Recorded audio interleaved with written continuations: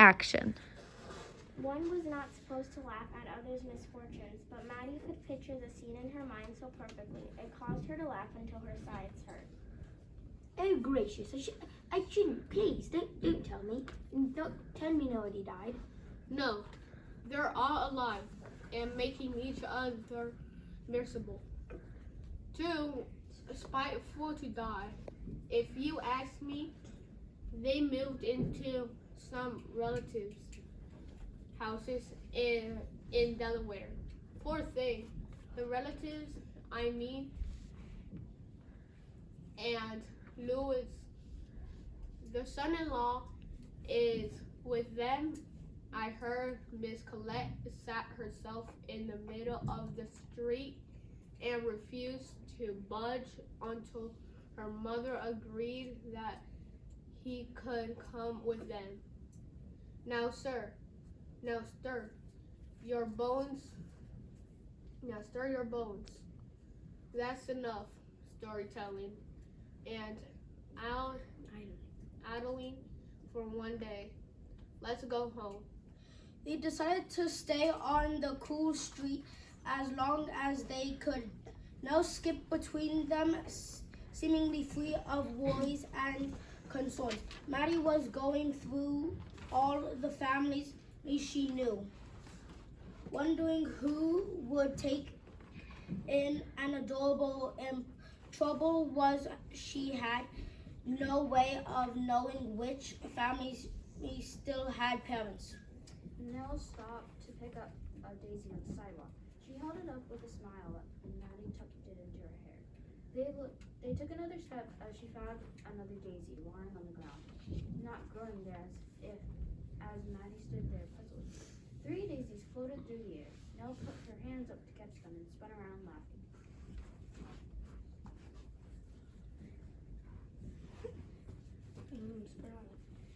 Elijah, we had strange weather this summer, but I've never known daisies fall from the sky. They looked up. The houses around them had their shutters closed. Wait, Maddie pointed to a second-story window. The shutters were open, a crack. An unseen hand was pushing out daisies one by one. Look, there. Well, I never. Do you think they need help? They have the strangest way of showing it. She went up to the front door and knocked. No one came to the door, although they could both hear people moving within and talking. I guess they don't want company. Might as well be on our way. Maddie looked up and down the street to get her bearings. Wait, this is the painter's house. Mr. Peter, you know, the one who gave all those strange names to his children. Robbins, Ralphie, Rumbert, and I don't know. What other nonsense? A daisy fluttered to her feet. Eliza eyes widened. That boy is appearance here, isn't he?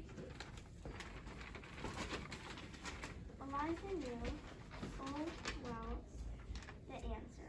Maddie looked up at the window, the shutter opened a bit wider, and a handful of flowers drifted down. Something fell and crashed inside the house, and the shutter closed quickly. We should leave. He had a knack for getting in trouble.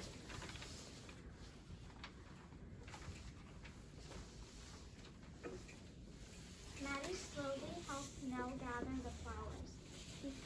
He saw a shadow move behind an unshattered downstairs curtain, a tall lean shadow. Her heart tripped at the thought of Nathaniel Benson, and she smiled in spite of herself.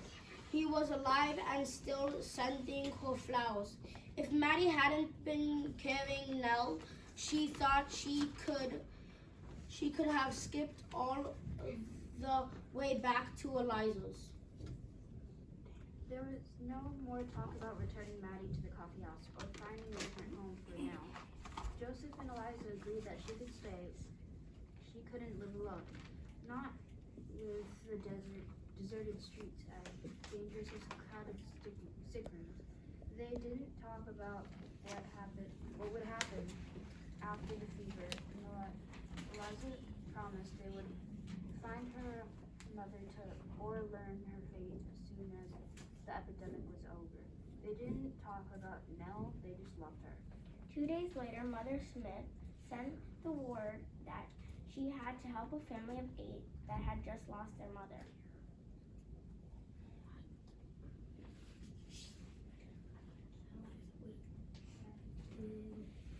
She's going to take care of 8 children? If Mother Smith put her mind to it, she could take care of 50. I've no doubt about that at all. He was sitting up to the table and making quick work of the fried eggs and cornbread Eliza set before him. His strength was returning along with his appetite. Good morning,